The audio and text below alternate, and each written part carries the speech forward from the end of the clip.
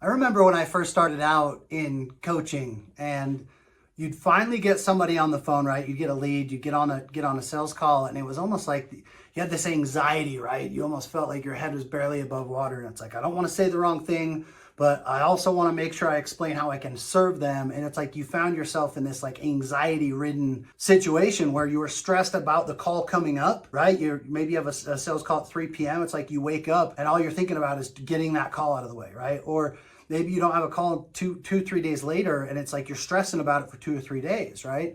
I remember what that was like when the sales conversation wasn't necessarily natural to me. Like I knew I could help them. I knew what they needed, at least I thought I did.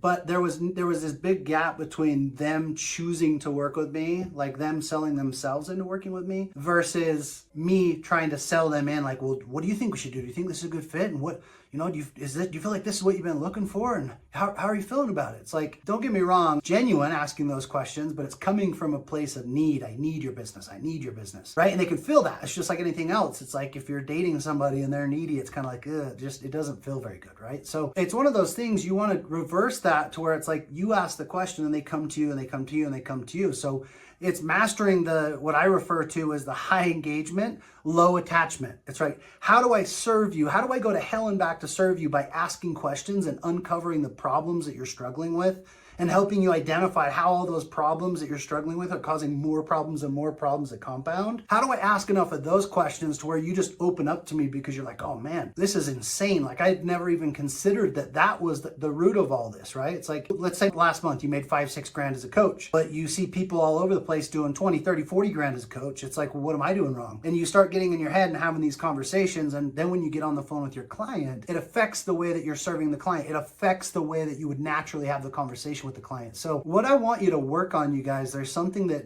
again, I'll say it a million times. You'll see it in my YouTube content. You'll see it in my other Instagram videos, but it's high engagement, low attachment. So be willing to go to hell and back. Be willing to ask the uncomfortable questions. Be willing to, if you ask a question, you get a surface level answer, go deeper. Well, hold on, Bob. Like, is that really the problem though? Like, is that really what's leading you to the point where you have to do X, Y, and Z? Well, I guess that's not really the problem. That's part of the problem. Okay, well, what's the root of the problem? Like, how long has this been going on? What do you think's causing it? Notice the difference there as I continue to go deeper, deeper, deeper, deeper, deeper. You guys, the way you're going to get more confident on your sales calls is by leading the conversation, by asking the uncomfortable questions. Ask the questions that make your stomach kind of go, ooh, like turning inside out. Now, it's not like you're not asking rude questions, but some of them can be direct. It's like, Bob, I don't want to sound disrespectful here, but like you told me your wife's working, you'd love for her to stay home. Like, do you see the gap there? You tell me, is the solution your wife staying home making more money? I'm coming from a place of integrity. Like, man, I know your problem, but I can't tell him his problem. I've got to ask,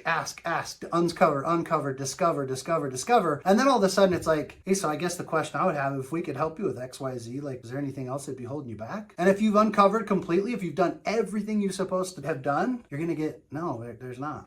Pay attention to the way that you lead these calls. When you drop the agenda, when you're not focused on you or the money or are they going to be a deal? Are they going to enroll with you? Are they going to join your program? Let me tell you about how fancy our program is and our group coaching. We've got this mastermind and we do this in-person live event. It's like, none of that matters. They don't care. All they care about is, I have a problem I'm trying to fix, and they may not know how to fix it. They may not necessarily know what the problem is. If you can help them get to the root to where the anxiety, the butterflies in their stomach, the fear in their gut, the light bulb's going to go off and it's going to tell them that's it, because you've asked enough questions to get there. And you didn't stop to talk about your program. You didn't talk their ear off the whole time. You simply asked a question and listened. Just listen, take it in, take the notes. Ask more questions about, hey, you told me about the retirement account, not, losing everything in 07, 08, and obviously need to make up for some lost time. Like, not to pour salt in the wound, but what does that look like? What did you lose? Have you recovered it? How long have you been working on that? Is your current strategy ever going to allow you to truly duplicate that 4, 5, 6 times in the next 10 years? Okay, what other options do you have? Notice how I'm genuinely asking the questions, and I'm not doing it just to drive pain. Naturally, it drives pain because I know what his problem is, but it comes off as very genuine because it's legit. I am being genuine, right? I'm being authentic. I'm digging to find the problem. And when I find the problem, it's like, yeah, so, if we were to do X, Y, and Z, which is essentially everything you just told me, do you feel that there's anything else that would hold you back? Well, there's this too. I've always had a weird relationship with money, or I've always been afraid to invest money, or da-da-da. Well, it depends on what your process costs. And it's like, okay, maybe it's a crazy question. Why does that matter? Why is that such a concern? I don't hear that often. I want him to feel like he's kind of crazy. Like, you just told me I have all of these problems financially, but you just also told me that if I were to help you solve those things, that it would allow you to hit your targets. It's interesting. I don't hear that often. Bob, why is that such a concern? Well, I've got to make a decision on the price. I mean, that's how most consumers do it. And typically if it's about the price, they run like crazy, because they make their decisions on the cost. We're not buying a new car here. We're looking at whether or not you have a retirement strategy and leaving generational wealth for your children. Would you agree with that, Bob? Just wait for him to answer. Yeah, I guess you're right. So here's my question. Whether it was $15, $20, even $30,000. If me and my team could help you go from here to there in the most direct path possible, eliminating the question marks in your process, teach you by doing with you, how do you justify and rationalize investing $30,000 for my team to help you do that? Notice the difference in the angle, the strategy.